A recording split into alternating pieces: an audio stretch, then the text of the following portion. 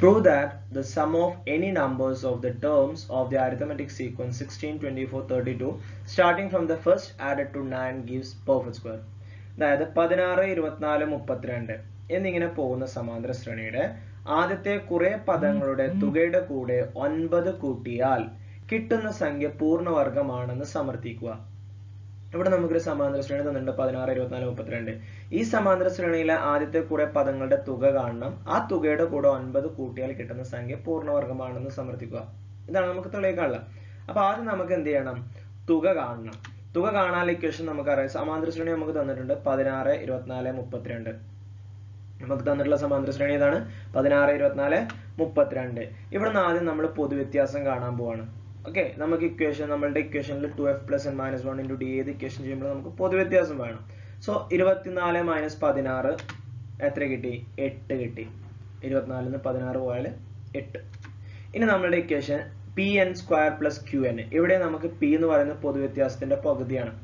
Okay, നമുക്ക് മറ്റേ equation ഉണ്ടല്ലോ, ഏത് എന്താ 2f plus n minus 1 into d. അതെന്തുകൊണ്ട് എടുക്കാത്തെന്ന് ചോദിച്ചു കഴിഞ്ഞാൽ പിന്നെ അതിനെങ്ങനെ സിംപ്ലിഫൈ ചെയ്ത് ലാസ്റ്റ് നമ്മൾ ഇങ്ങോട്ട് തന്നെയാണ് എത്തുക. നമ്മളോട് സമ്മ് കാണാൻ പറയുമ്പോൾ നമുക്ക് ഏറ്റവും പെട്ടെന്ന് കാണാൻ പറ്റുന്ന ഒരു മെത്തേഡ് എന്ന് ചോദിച്ചു കഴിഞ്ഞാൽ സമ്മിന്റെ അൾജിബ്രയിൽ കൊടുക്കുക എന്നുള്ളതാണ്. ഓക്കെ, അപ്പൊ ആ സമ്മിന്റെ അൾജിബ്ര നമ്മൾ പഠിച്ചു വെക്കണം, നമുക്ക് ഏറ്റവും ഉത്തമമാണ്. കാരണം നമ്മൾ ഇത്തരത്തിലുള്ള ക്വസ്റ്റ്യൻസുകളൊക്കെ നമുക്ക് പെട്ടെന്ന് ചെയ്യാം. അല്ലെങ്കിൽ നിങ്ങൾ ഈ 2f plus n minus 1 into d എന്ന് പറയുന്ന ഇക്വേഷൻ ഉണ്ടല്ലോ, അതിൽ എഫിന് ഫസ്റ്റ് ടേം കൊടുക്കണം 2f plus n minus 1 into d n/2 ഉണ്ടെന്നുള്ളതൊക്കെ ചെയ്തിട്ട് അതിനെ സോൾവ് ചെയ്ത് കൊണ്ടുവന്നിട്ട് അവസാനം നമുക്ക് ഇത് തന്നെ കിട്ടും. ഇത് തന്നെയാണ് കിട്ടുക. pn square plus qn method തന്നെയാണ് ലാസ്റ്റ് വരിക. അപ്പൊ ഈ ഇക്വേഷൻ നിങ്ങൾ പഠിച്ചു വെക്കുക, pn square plus qn. അതിൽ p എന്താ നമുക്കറിയാം? പൊതുവ്യത്യാസത്തിന്റെ പകുതിയാണ്. പൊതുവ്യത്യാസം 8 ആണെന്നുണ്ടെങ്കിൽ p 4 വരും. അപ്പൊ 4n square, സോറി ഇത് n ആണ്, 4n square.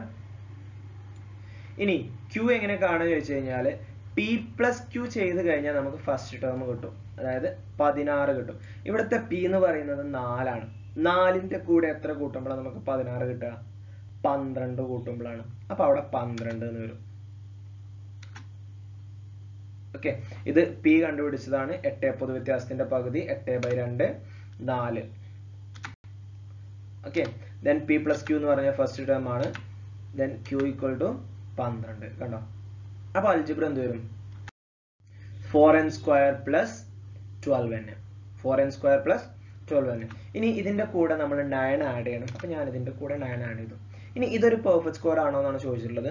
നമുക്ക് പെർഫെക്റ്റ് സ്ക്വയർ ആണോ ചെക്ക് ചെയ്യാനുള്ള ഒരു രീതി എന്താണെന്ന് ചോദിച്ചു കഴിഞ്ഞാൽ, ഒന്നാമത് സ്ക്വയറിന്റെ കൂടെ അഥവാ വർഗം വരുന്ന ആ നമ്പർ ഉണ്ടല്ലോ, വേരിയബിള്, അതിന്റെ കൂടെയുള്ള സംഖ്യ 1 ആയിരിക്കണം. ഇവിടെ പക്ഷെ 1 അല്ല, 4 ആണ്. അപ്പൊ ഞാൻ ഈ ലാസ്റ്റ് വരുന്ന സംഖ്യകൾ ഉണ്ടല്ലോ, ഈ 4n സ്ക്വയറിനെയും ഈ 9 ഞാൻ ഇവിടെ എടുക്കുകയാണ്.